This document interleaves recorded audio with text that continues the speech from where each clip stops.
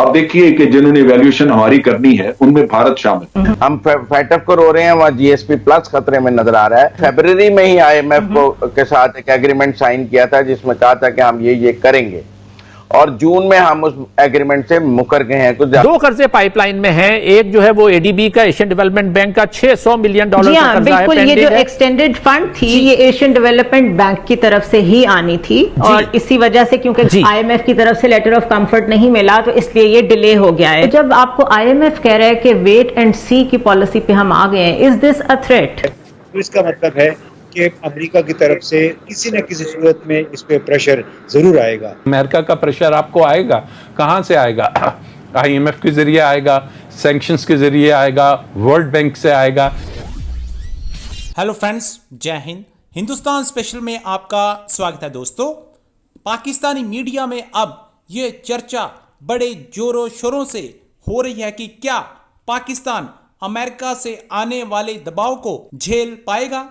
Pakistani media ये बता रहा है कि इंटरव्यू में इमरान खान ने तो इमोशनल होकर जो कहा हमें ये नहीं कहना चाहिए था।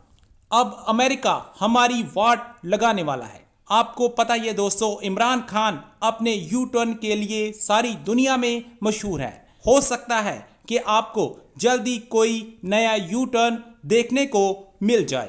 अब चीन की गोद में बैठने वाला पाकिस्तान हमेशा अमेरिका के टुकड़ों पर पला और अमेरिका ने हमेशा उनसे ग्रांट या भीख दी, लेकिन अब अमेरिका पाकिस्तान पर ऐसा दबाव डालेगा कि पाकिस्तान की चीखें निकल सकती हैं। पाकिस्तानी मीडिया ये बता रहा है कि अब आईएमएफ, वर्ल्ड बैंक से मिलने वाली भीख को आप भूल जाओ, उधर से सिर्फ दबाव आने वाला है। पाकिस्तान और आईएमएफ की अथॉरिटीज के दरमियान कंसेंसस नहीं हो पा रहा है। तकरीबन $6 बिलियन की एक्सटेंडेड फंड फैसिलिटी थी जो कि रिव्यू कंप्लीट होने पे पाकिस्तान को मिलनी थी, लेकिन क्योंकि वो रिव्यू कंप्लीट नहीं हो पा रहा और कोई कंसेंसस डेवलप नहीं हो पा रहा तो उन्होंने उस पेमेंट को डेफर कर दिया है, ऑन होल्ड कर दिया है टिल सितंबर। दो बड़े कर्जे जो हैं वो आने हैं।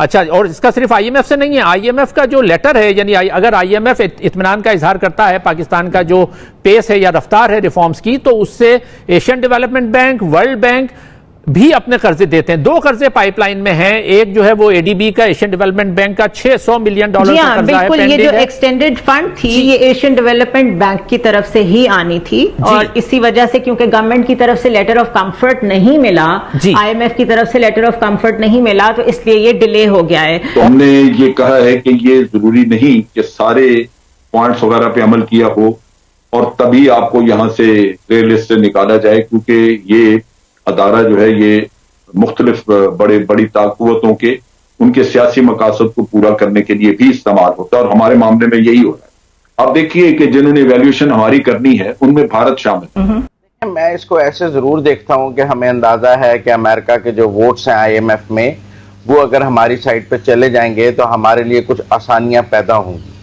लेकिन हमें यह भी नहीं भूलना चाहिए कि हमने फरवरी में ही आईएमएफ के साथ एक एग्रीमेंट साइन किया था जिसमें कहा था कि हम ये करेंगे, और जून में हम उस एग्रीमेंट से मुकर गए हैं, कुछ ज्यादा 3 महीने बाद ही। और अगर आप देखें ये एक विशफुल थिंकिंग पर, आस उम्मीद पर बनाया गया बजट है। अगर ऐसा अमेरिका राजी हो गया तो ये बजट चल जाएगा, अगर अमेरिका राजी ना हुआ तो ये बजट नहीं चलेगा।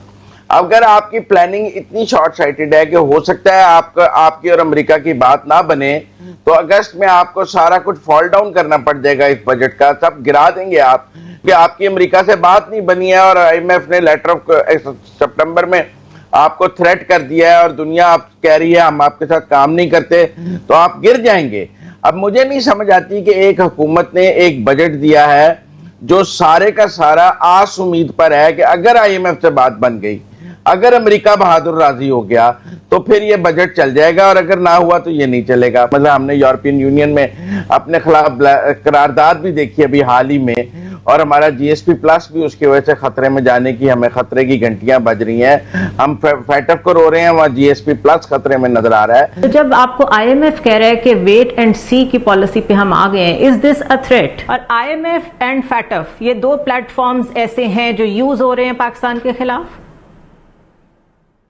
जी बिल्कुल, ये मतलब इनका वो जो कहते हैं ना कि आर्म ट्विस्टिंग पोटेंशियल, के वो बाजू मरोड़ने वाली सलाहियत तो आईएमएफ में भी है और एफएटीएफ में भी है। अगर वो ना होती तो फिर शायद हम इतने मजबूर ना होते कि जो हम भाग भाग के जाते हैं और उनके सामने पेश होते हैं, हम कह देते हैं हम नहीं पेश होते। तो वो उनकी पावर तो है, लेकिन अगर निकल भी गया तो हमें ओवरऑल मतलब मजमूई जो सूरत हाल है उसको देख के हमें कुछ बुनियादी बातें, सवाल अपने आप से भी पूछने चाहिए और आगे की पॉलिसी को हमें बेहतर करना चाहिए। देखें, ये बुनियादी सवाल सिर्फ भारत का वहाँ होना और फ्रांस का वहाँ होना नहीं है। मजमूई तौर पर जो पूरा एफएटीएफ है उसमें दर्जनों ममालिक हैं और वैसे जिसको हम वर्ल्ड कम्युनिटी या इंटरनेशनल कम्युनिटी कहते हैं, जो तासुर बन रहा है उसमें ज़्यादातर यूरोपियन यूनियन और मगरबी ममालिक हैं। तो तासुर हमारा क्या बन रहा है? बदकिस्मती ये है कि हमारा तासुर जो है वो कुछ अच्छा नहीं बना हुआ। हमें एसोसिएट कर दिया जाता है टेररिज्म के साथ, क्योंकि ये एफएटीएफ है बुनियादी तौर पर टेरर फाइनेंसिंग का वॉचडॉग, उसको देखने वाला इदारा। तो हमें बहुत शऊरी तौर पर ऐसी कोशिशें करनी होंगी कि दुनिया में हमारा ये तासुर ज़ायल हो, लेकिन बदकिस्मती से हम ये तासुर ज़ायल नहीं कर पा रहे। हम कहीं एक तरफ तो हम कहते हैं कि जी हम तालिबान के साथ नहीं है, लेकिन फिर बाद में लगता है ऐसा है। अभी देखें, कल परसों शाह महमूद कुरैशी साहब का इंटरव्यू जो था वो बड़ा वायरल हुआ है। उसमें उनसे बिल्कुल क्लियरली पूछा गया कि वो उसामा बिन लादेन को टेररिस्ट समझते हैं या नहीं समझते। तो वो उन्होंने कहा, इंटरव्यू लेने वाले ने पूछा कि आपके प्राइम मिनिस्टर इमरान खान उनको शहीद कह चुके हैं।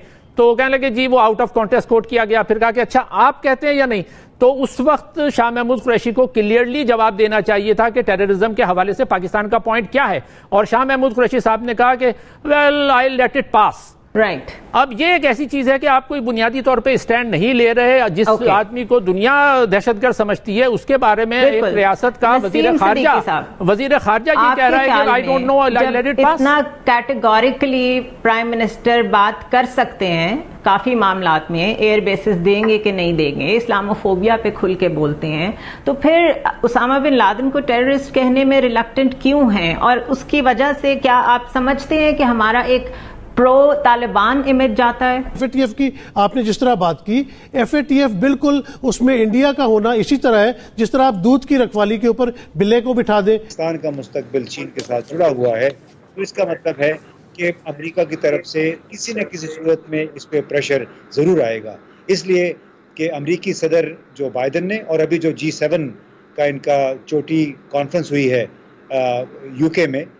G7 ममालिक की, तो उसमें भी जिस तरह चीन को हदफ बनाया गया है, चीन को सामने रख के अपने मुस्तकबिल के लायामल जो है वो तय किया गया है, उससे जाहिर होता है कि बहुत ज़्यादा प्रेशर का सामना करना पड़ेगा पाकिस्तान को। अमेरिका का प्रेशर आपको आएगा, कहाँ से आएगा? IMF के जरिए आएगा, सैंक्शंस के जरिए आएगा, वर्ल्ड बैंक से आएगा।